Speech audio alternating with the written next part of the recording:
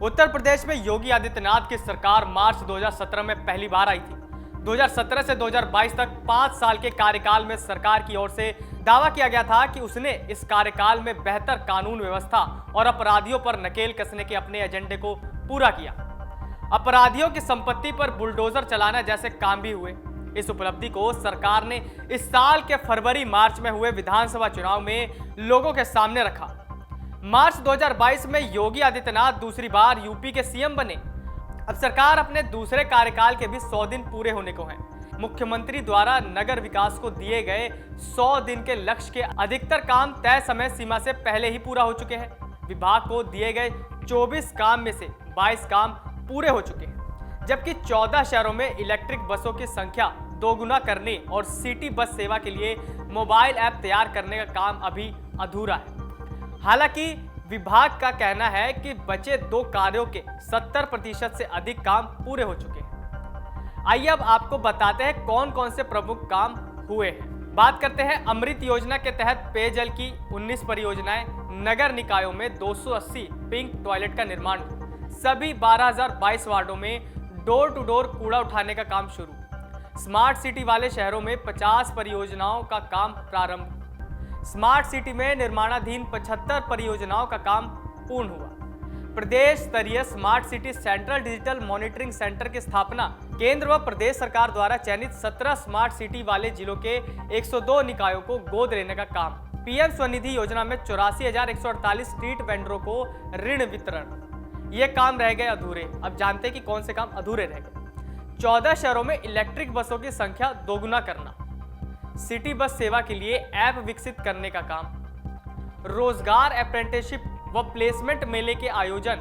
लक्ष्य से अधिक प्राथमिक, माध्यमिक से लेकर उच्च व्यावसायिक व प्राविधिक शिक्षा के लिए तय किए गए अधिकांश लक्ष्य पूरे हो गए, तो कहीं कुछ पूरे होने के करीब हैं। ग्रीष्मावकाश के बाद जुलाई से शैक्षिक संस्थाएं खुलने के कारण शेष बचे कार्य रफ्तार पकड़ने लगे हैं। वहीं रोजगार अप्रेंटिसशिप व प्लेसमेंट मेलों के आयोजन लक्ष्य से अधिक हुए हैं। वर्तमान सत्र 2022-23 में परिषदीय स्कूलों में 2 करोड़ बच्चों के नामांकन का लक्ष्य था। इसके सापेक्ष 1.88 करोड़ बच्चों का नामांकन हो गया है। ग्रीष्मावकाश के बाद स्कूल खुलने के साथ ही नामांकन का काम जारी है। दूसरा लक्ष्य नामांकित सभी विद्यार्थियों का 100% आधार पंजीकरण कराना था। इसके तहत 1.66 करोड़ बच्चों का आधार पंजीकरण हो गया। माध्यमिक विद्यालयों में सभी विद्यार्थियों की वेबसाइट, ईमेल आईडी बनाए जाने व राजकीय विद्यालयों में बायोमेट्रिक हाजिरी शुरू करने का कार्य लगभग पूरा हो चुका है। ईमेल आईडी व वेबसाइट भी लगभग तैयार है। इन सभी की क्रियाशीलता परखी जा रही है। 41 हाई स्कूल, 18 इंटर कॉलेज के निर्माण की प्रक्रिया शुरू हो गई है। उच्च शिक्षा के क्षेत्र में रिक्त पदों पर भर्ती पदोन्नति की प्रक्रिया तेजी से चल रही है। नए महाविद्यालय भी तैयार हो गए हैं। ऑनलाइन पोर्टल शुरू किए जाने हैं। निजी विश्वविद्यालयों से जुड़े कार्य अभी चल रहे हैं। ई लर्निंग पार्क व इनक्यूबेटर्स की शुरुआत के लिए भी प्रक्रिया चल रही है।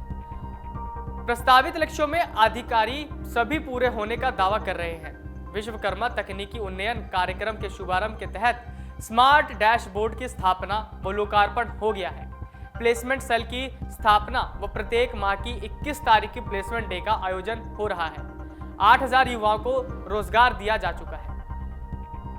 मुख्यमंत्री शिक्षुता प्रोत्साहन योजना के तहत 10,000 युवाओं को अप्रेंटिसशिप कराने का लक्ष्य था, जबकि 30 जून तक 10,000 से अधिक युवाओं को इससे जोड़ दिया गया है। सरकारी अस्पतालों के मोर्चे पर विभाग काफी हद तक कामयाब भी रहा है, लेकिन दवाओं और डॉक्टरों की कमी बड़ी चुनौती बनी हुई है।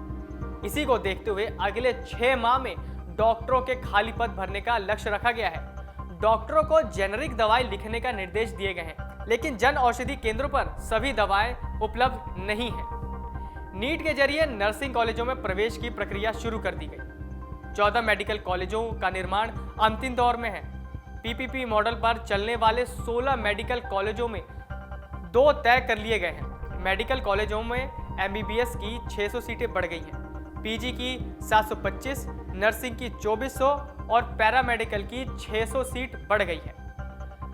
गोरखपुर में स्थापित महायोगी गुरु गोरखनाथ आयुष विश्वविद्यालय से आयुर्वेदिक, यूनानी और होम्योपैथी कॉलेजों की संबद्धता शुरू कर दी गई है। किसानों को औषधियों की कॉन्ट्रैक्ट फार्मिंग का भी लक्ष्य रखा गया था। इसकी कार्य योजना केंद्र को भेजी जा चुकी है। नमस्कार। डाउनलोड करें अमर उजाला ऐप और पाएं खबरें लगातार। अगर आप ये वीडियो YouTube पर देख रहे हैं तो हमारे चैनल को सब्सक्राइब करें और बेल आइकन को दबाना ना भूलें। अगर आप Facebook पर यह वीडियो देख रहे हैं तो हमारे पेज को लाइक करें।